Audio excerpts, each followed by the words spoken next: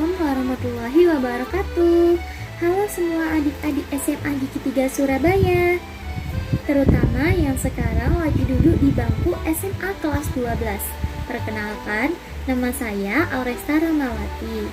Saya adalah alumni SMA Gigi 3 Surabaya tahun 2020.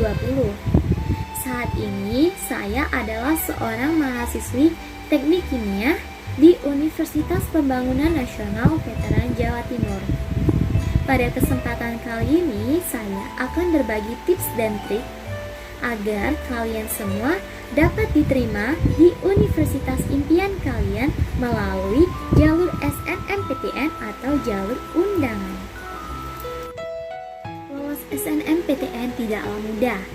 Maka di video kali ini saya akan membahas pengalaman pribadi saya diterima di Teknik Kimia UPN Veteran Jawa Timur serta proses dan strategi penilaian SNMPTN dan triknya.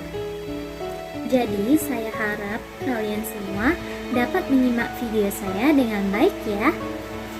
Sebenarnya gimana sih cara supaya kamu diterima di SNMPTN?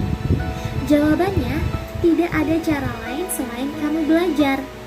Oke, jadi di sini kamu harus mempertimbangkan nilai rapor kamu mulai kamu kelas 10 SMA sampai kamu kelas 12 SMA semester 1. Jadi di situ ada 5 semester.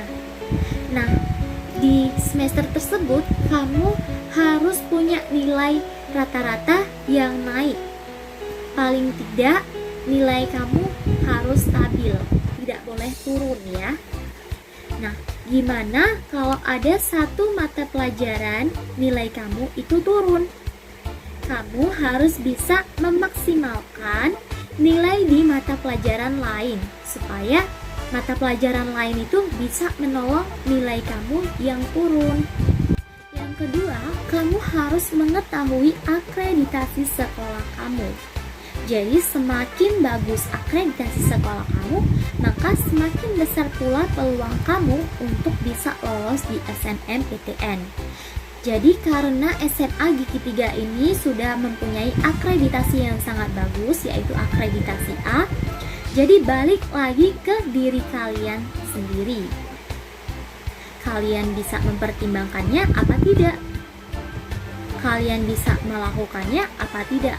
Balik ke diri kalian masing-masing. Selanjutnya di sini kamu juga harus pintar cari informasi tentang senior kamu.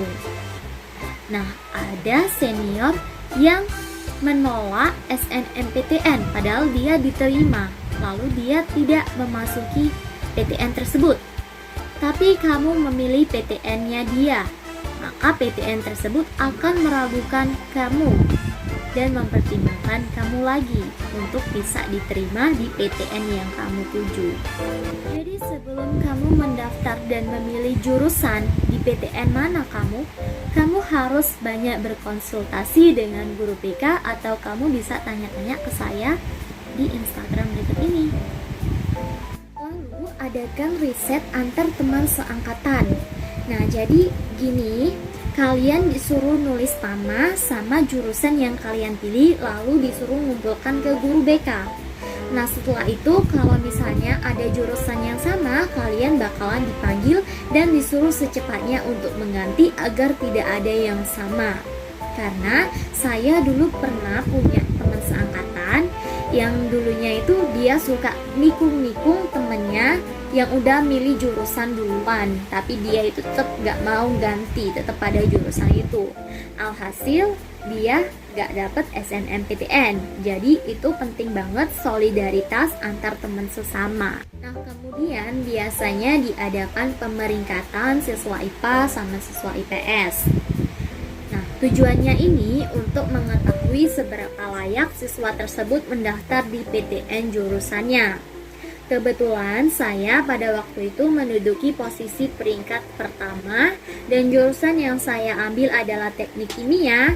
Lumayan susah kata teman saya, padahal kalau kita belajar nggak susah. Nah, di situ saya harus positive thinking walaupun saingan saya banyak, yaitu 20% diterimanya melalui SNMPTN. saya tetap positive thinking, dan akhirnya saya diterima di Teknik Kimia UPN Veteran Jawa Timur melalui SNMPTN. Tapi ada beberapa hal yang perlu kamu ketahui. Yang pertama adalah jangan sampai kamu memilih jurusan dengan alasan yang penting bisa masuk PTN. Itu adalah mindset yang salah besar. Kamu harus memilih jurusan sesuai dengan kemampuanmu, yang emang benar-benar kamu bisa dan emang benar-benar kamu sukain, atau kamu ingin memperdalam jurusan yang kamu pilih. Ibarat SNMPTN itu adalah sebuah bonus, maka manfaatkan bonus itu sebaik-baiknya. Yang kedua adalah jangan terlalu banyak berharap pada SNMPTN, karena menurut saya banyak faktor-faktor penilaian SNMPTN yang tidak bisa kita prediksi. Jadi tetap anggap SNMPTN ini adalah sebuah bonus supaya kamu tetap belajar. Ada beberapa faktor yang harus kamu ketahui dalam penilaian SNMPTN. Yang pertama adalah faktor kualifikasi siswa. Apakah siswa itu memenuhi atau tidak? Nah, ini meliputi nilai raport, prestasi siswa, lalu nilai ujian siswa tersebut. Yang kedua adalah faktor sekolah. Akreditasi sekolahmu juga menentukan seberapa besar peluang kamu bisa diterima di SNMPTN. Yang ketiga adalah faktor pemerataan daerah, yaitu faktor zonasi. Di sini kamu harus memilih jurusan atau PTN kamu itu di domisili kamu berasal, jangan di luar domisili, saya sarankan. Nah, karena pemerintah pada domisili tersebut cenderung lebih ingin yang lulus nanti itu bisa berkontribusi atau memajukan daerah asalnya. Jadi gitu. Yang terakhir adalah faktor-faktor pendukung, yaitu daya tampung dan jumlah peminatnya. Makanya SNMPTN ini tidak terlalu fair, karena ada teman saya yang dia itu pada saat di kelas itu sering ke kantin, sering cabut, sering bolos. Nah, justru dia itu malah dapat SNMPTN.